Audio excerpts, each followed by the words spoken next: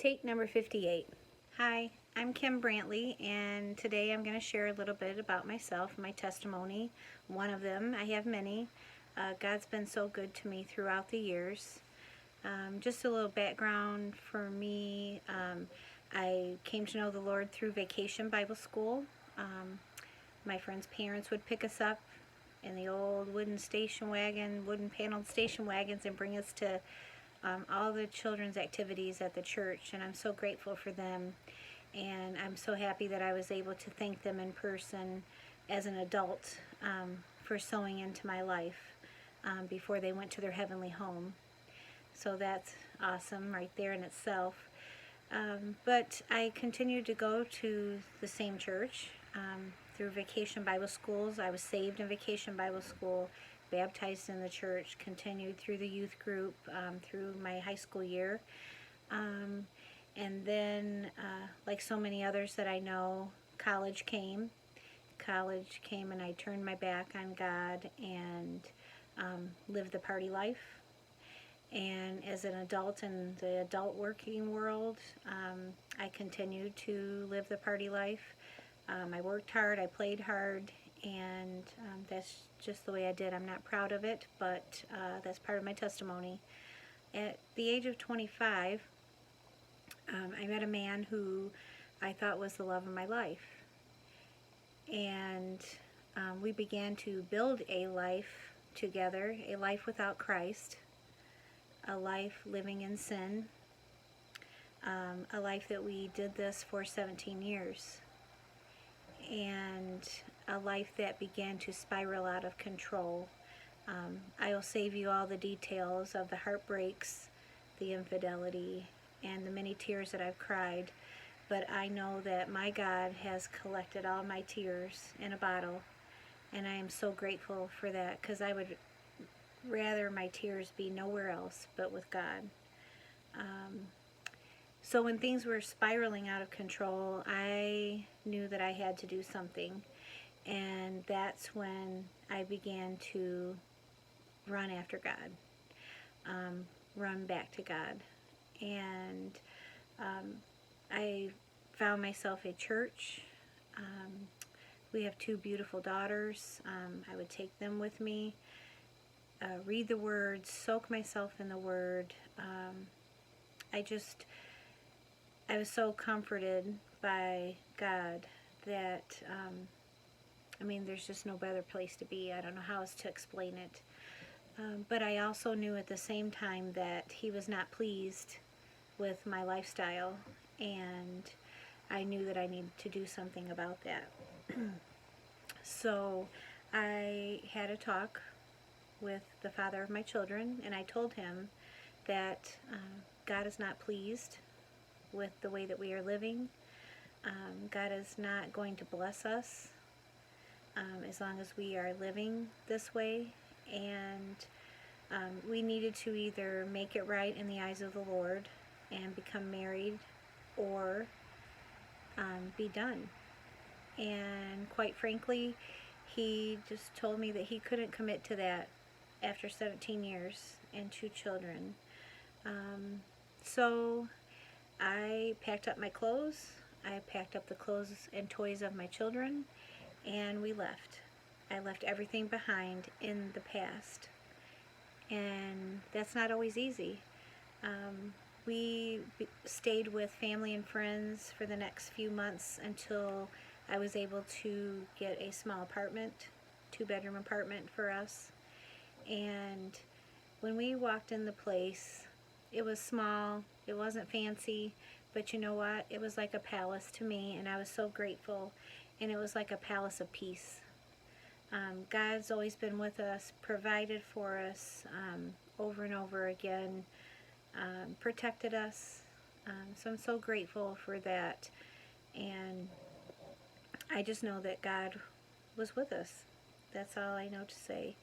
And I just wanted it to be me and my girls, finish raising my girls. I didn't want to date anyone. I didn't want to meet anyone. I just wanted it to be me, Jesus, and my children. and I remained that way for 6 years. Jesus was my husband. He's the best husband you can have. And I continued to live that life for 6 years until one day on Facebook, an old high school friend sent me a message and asked me out to dinner. And so I did. I went to dinner, and quickly after the second or third dinner, I thank God for his discernment. I knew that that was not going to be okay. And so God protected me, and that stopped there. And then I had a dare from a friend, and the friend said, I think you should sign up for a dating website. And I was like, there is no way I can do that. I am not even interested. And she's like, oh, come on. So I made a profile, and boy, oh boy, that's a testimony in itself. But you learn, and God protects you. And one day I had a conversation with a man who, it was an intelligent conversation, a spiritual conversation, sharing of scriptures, sharing of our testimonies. He seemed a little different, but I wasn't sure. So we continued to just type for a long time, and then eventually we did share phone numbers, and then we talked on the phone for over a year before we actually met face to face, because I was skeptical, he was skeptical, I didn't want to be hurt, he didn't want to be hurt. So we just were being cautious, and we were being friends. We just wanted to be friends, and we did learn a lot about each other. And we had many nights of phone conversations, calling, reading the Bible together over the phone. He would even serenade me sometimes. When I shared this testimony with him, he was like, oh, why did you put that in there? I said, because it's part of it. And so God really softened my heart that maybe there could be hope for a happy relationship, a relationship built on God first before anything else.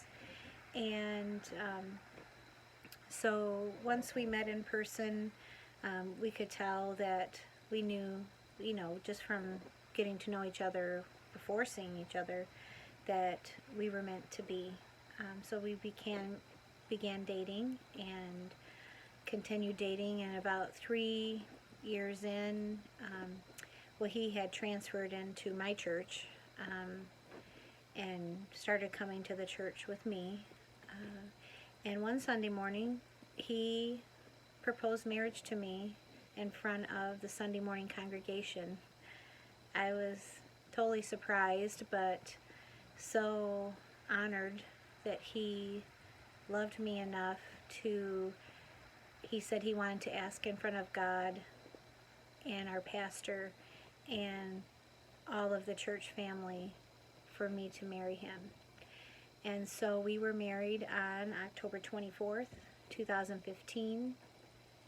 And he's just such a wonderful guy, but God has restored my heart. He took a very broken heart and restored it, healed it, and filled it, overflowing with love. And that's the kind of God we serve. He's so awesome. And I never thought that this would be how happy I could be. I don't know how else to explain it. I'm happy with God, but now he's also given me the desires of my heart. He knew what that was, that I wanted to be loved the way that I deserved to be loved. So, I don't know, don't give up.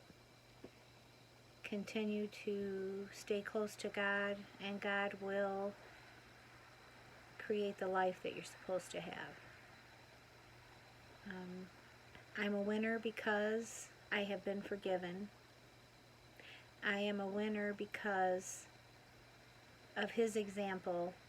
I forgive others. Matthew 6:15 says, if you do not forgive others of their sins and trespasses, your Father in heaven will not forgive you. And so thank you, Father, for forgiving me, and thank you for being an example of how to forgive others. Have a blessed day, everyone.